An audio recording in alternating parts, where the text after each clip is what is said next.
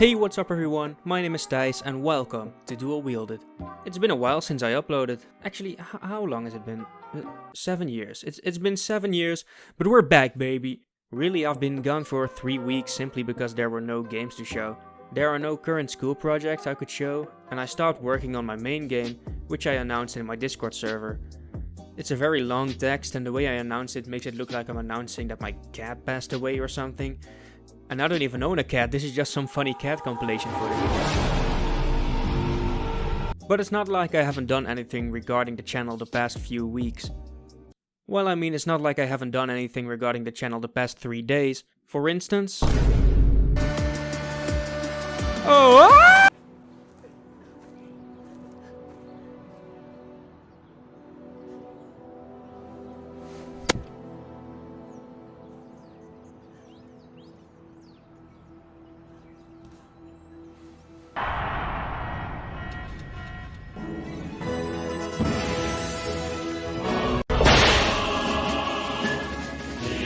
Yeah, so I redesigned my character since I felt like the old one was kinda rushed. This time I actually took my time to sit down and really draw one. Now let's get to the game. So I wanted to start a small project I'm going to try and finish in 3 months maybe. I wanted this to be a smaller project that just taught me stuff about game dev, but to be honest, I couldn't think of anything, so I used, well, an interesting brainstorming technique. A game idea generator. I don't fully know how it works. It probably has some standard game description parts and combines them into a sentence. Apparently I have to fill in a company name, platform and a price for the game. Maybe to like create a seed or something, I don't know. So yeah guys, this is the first time I'm going to generate a game idea. Let's see what we're going to make. A war game where you steal guns, okay? And research PlayStation fans with destructible buildings. So yeah guys, this is the first time I'm going to generate a game idea. Let's see what we're going to make. A war game wait a second. So it just has an answer connected to DualWielded on PC for $0 or...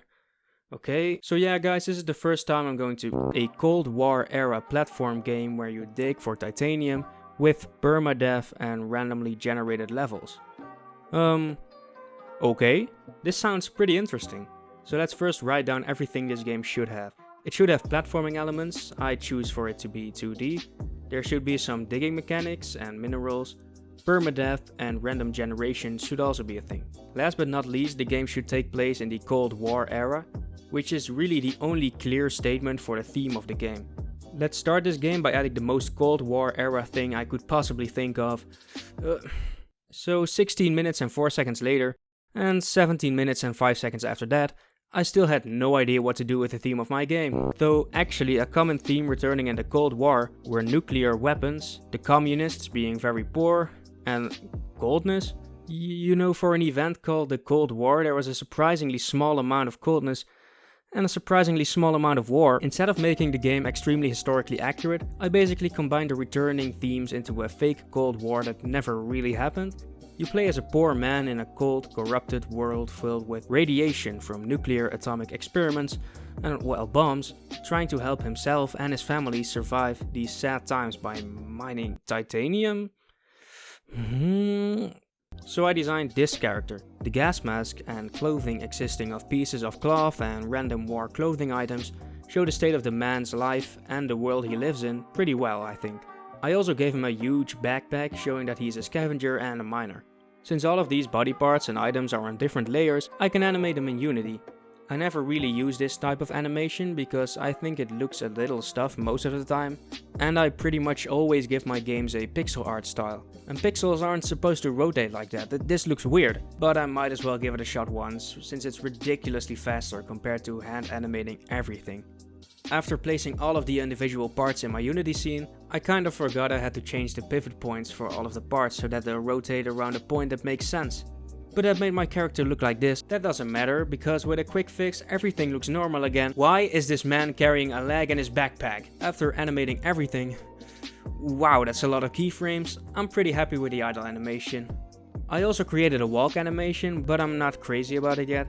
The legs aren't synced right, making it look like he's happily hopping around, and the arms and legs should take turns swinging to the front and back, not move in sync. After creating a simple walk script and adding animations to it, this is what the character and its animations look like in action.